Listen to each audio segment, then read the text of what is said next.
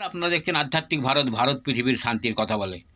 যারা সত্যিকারের গুরুর কাছে দীক্ষা নিয়ে সাধন ভোজন করেনি, তার মানে কি তাদের গুরু নাই? তাদের গুরু আছে। তাদের গুরুর নাম হচ্ছে শয়তান। অর্থাৎ যে সবসময় তোমাকে খারাপ কাজের দিকে টেনে নিয়ে যায়, সেও গুরু।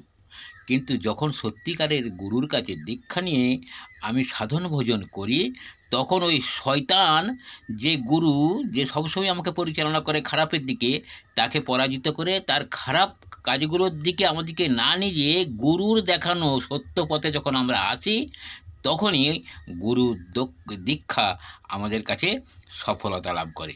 সেই জন্যই যখন আমাদের গুরু থাকেনি, অর্থাৎ গুরুর কাছে দীক্ষা নিইনি, তখনও আমাদের কাছে গুরু থাকে।